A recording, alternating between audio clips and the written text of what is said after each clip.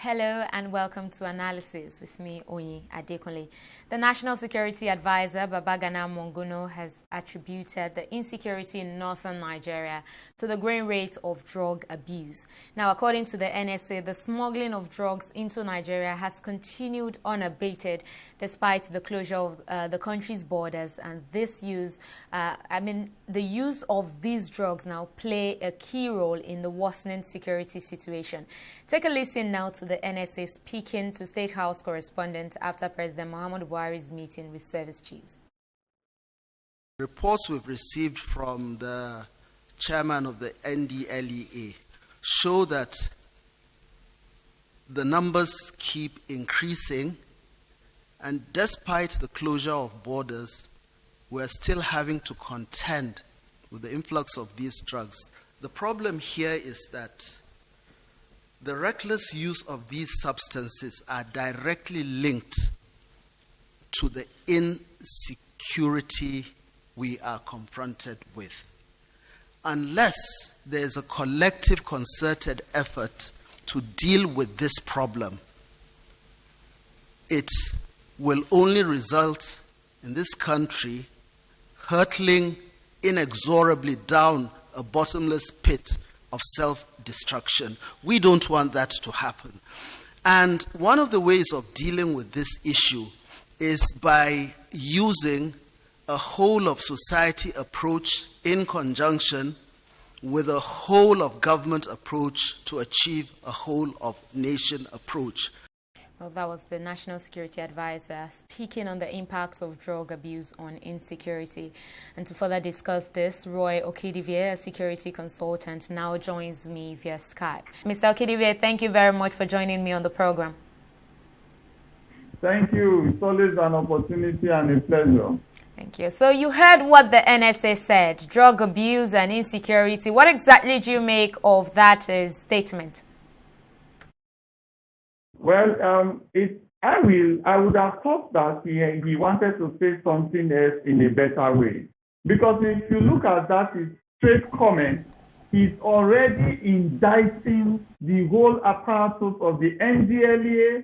He's already indicting the whole apparatus of the immigration services.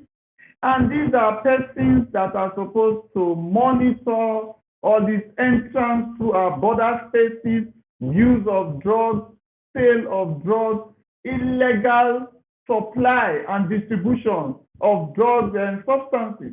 So for him to be saying that at that position as an NSA, I feel very disappointed in that statement.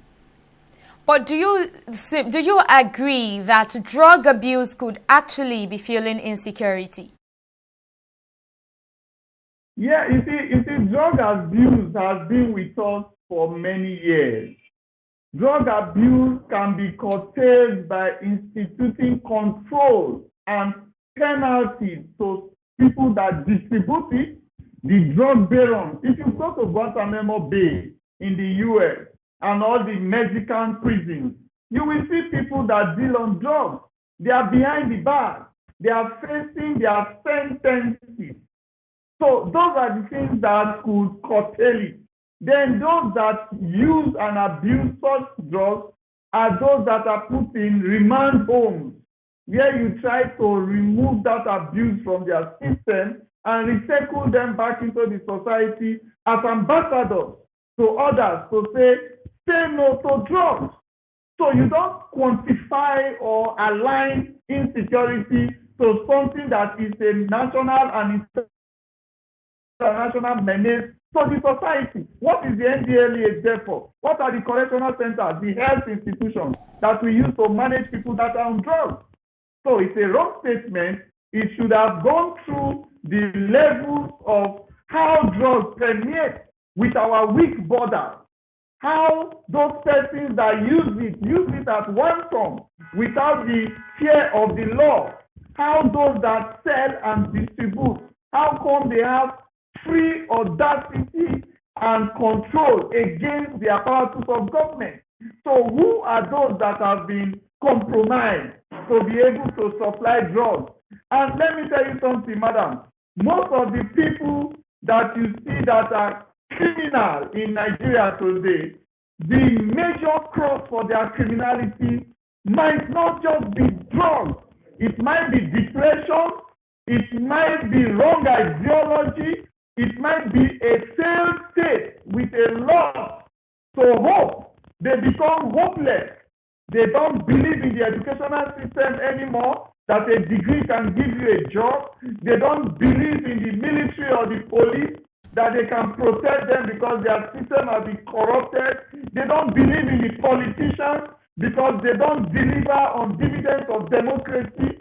So most of these youths that you see that cannot leave the country, they resort to criminality, whether in the north, in the south, in the east, everywhere in the country. So we should not adduce it to part of our training to control use and distribution of drugs.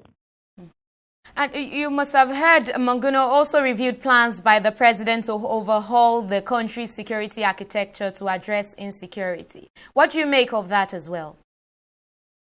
Well, I've repeatedly said it, that you overhaul what you have. If you have a security architecture that you want to overhaul, then ensure that it is working at the capacity it was created for. You cannot overhaul a dilapidated vehicle that does not even have an engine.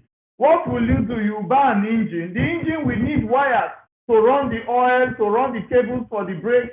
So it's a lot of expenses and it's hopeless because if you begin to generate different kinds of force, so why don't you use that concentration and determination to manage the training institutions? Last time you saw the broadcast of the police training school. Why don't you upgrade the salaries that you pay to the government security agencies?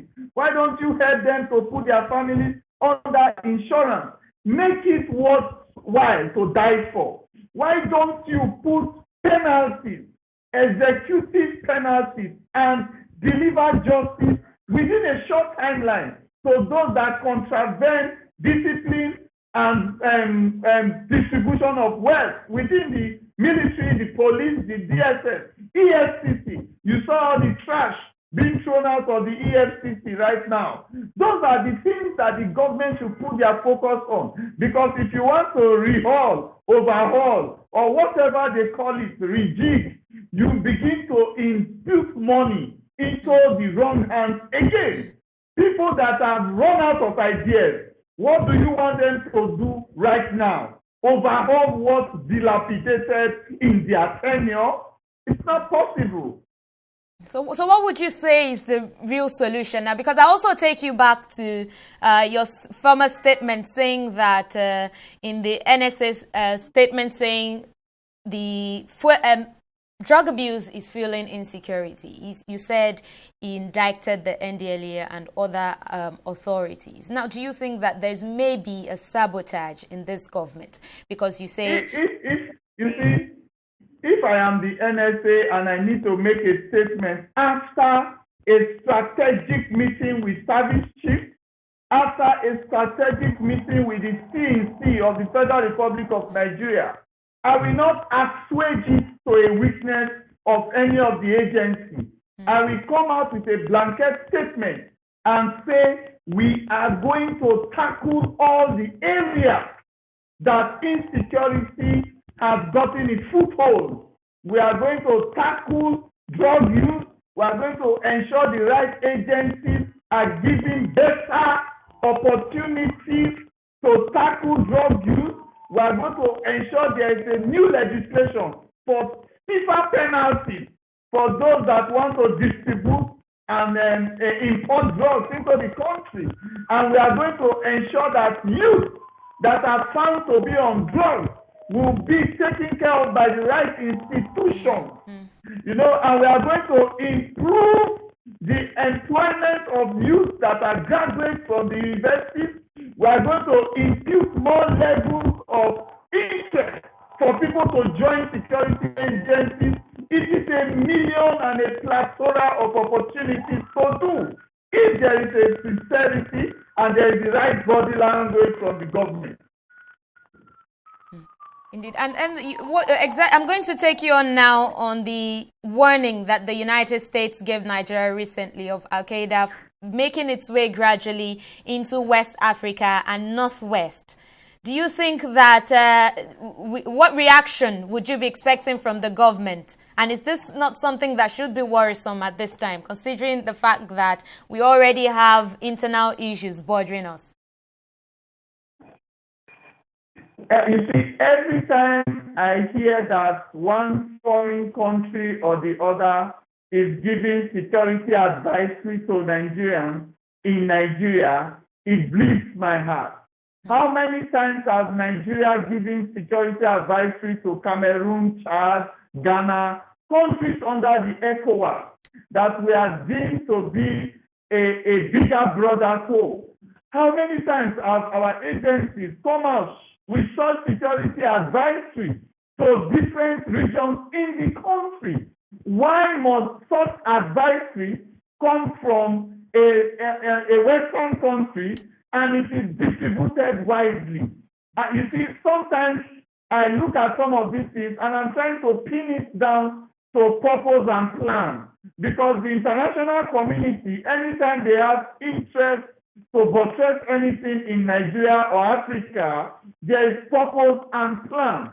Okay? So if the ISWAP and the ISIS are now building strongholds in the southwest and southeast, is it not the responsibility of such international agencies to liaise with Nigerian security organizations, the DSS, the Interpol, the NSA? But it already said that it will continue to share intelligence with Nigeria, that the U.S. will continue to share intelligence with Nigeria.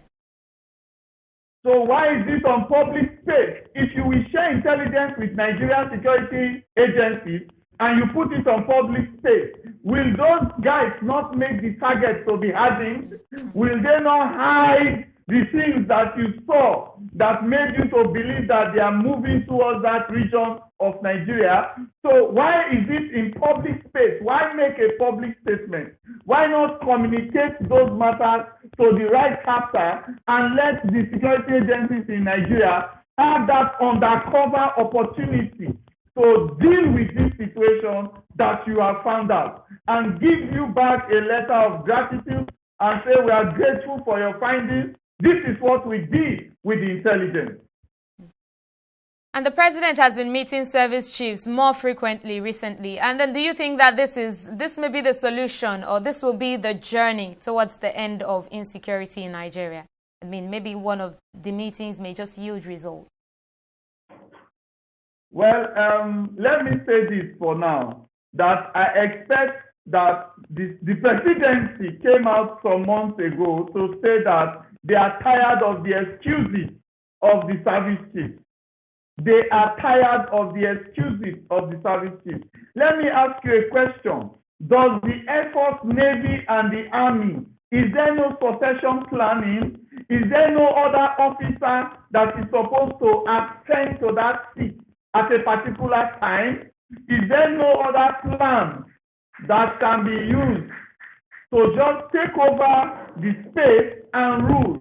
Because if a senior officer is sitting at a seat for this long time, and junior officers will need to be retired once he's going, because they cannot be dormant and think that they are holding positions. So I expect that meeting with the service chiefs is not called for. The service chiefs should be meeting with themselves.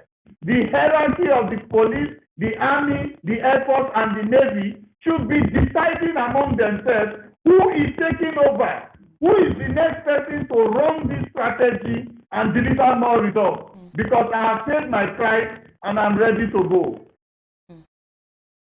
Mr. Royal Kidive, always insightful to have you on the program. Thank you very much for joining us. It's always a pleasure. Thank you.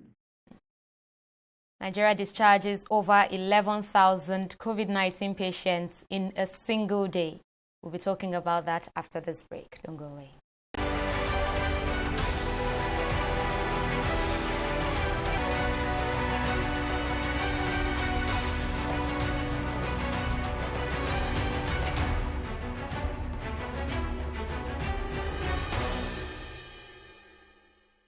You're welcome back. Now, what can be described as Nigeria's greatest feat yet in the management of the coronavirus pandemic? 11,188 patients were discharged in a single day. The Nigeria Center for Disease Control, NCDC, in its COVID-19 update on Tuesday, showed that 31,851 patients had recovered from the virus, a sudden surge of 11,188 from the report of the previous day. The Director General of NCDC, Chikwe Kazu, confirmed that the difference in number was from Lagos with over 10,000 cases, explaining that the discharged patients were cases managed from home. As expected, this has been generating mixed reactions from Nigerians.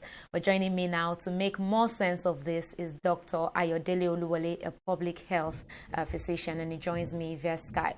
Dr. Oluwole, thank you very much for joining us on the program.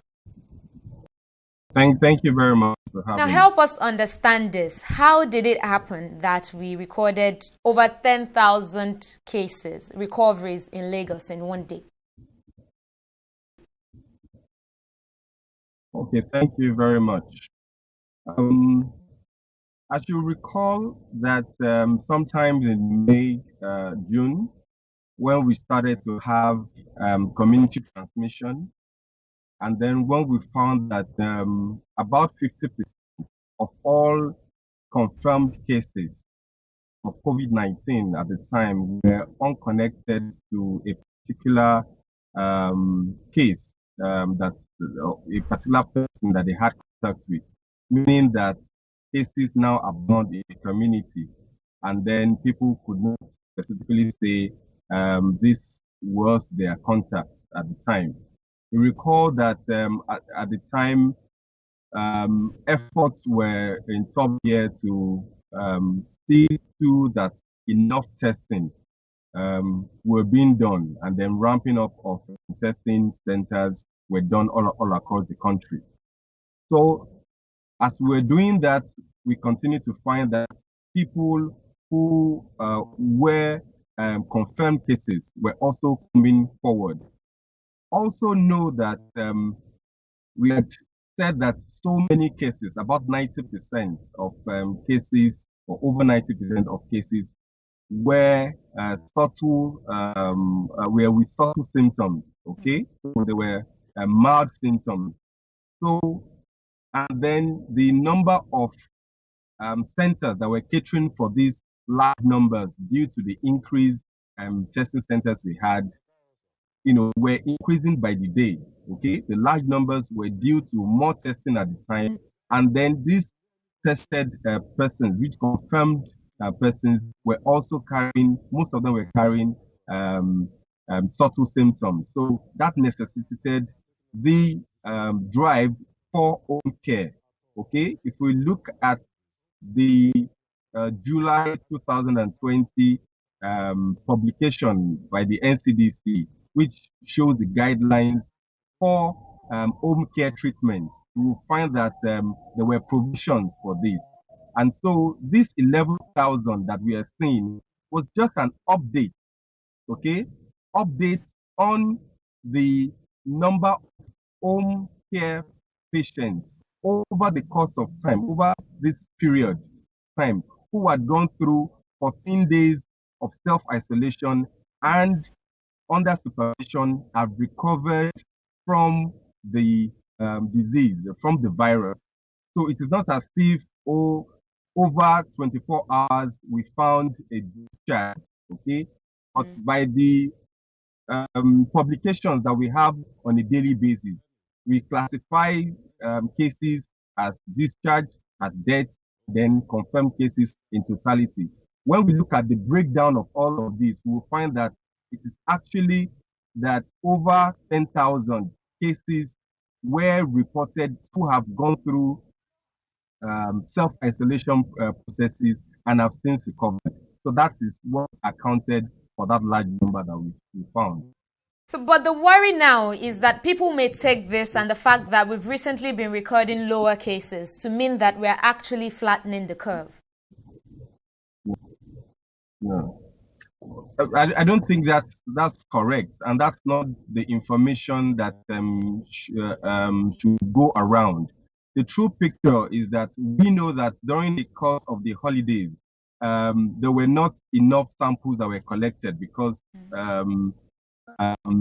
people could not submit, could not come forward to take their testing. Okay, so there was a little dip in that period between July 31st to the beginning of August, to August 2nd to be precise. We found that there was a dip in the number of samples collected, and so that also showed a dip in the number of cases that were reported. However, it is not, that doesn't equal to the flattening of the curve at all at this point. We know that there are other laboratories that have been assigned to also carry on tests. And then there's a large number. We have up to 60 at the count, okay, of existing and some being worked on, okay, to be fully optimal to provide testing.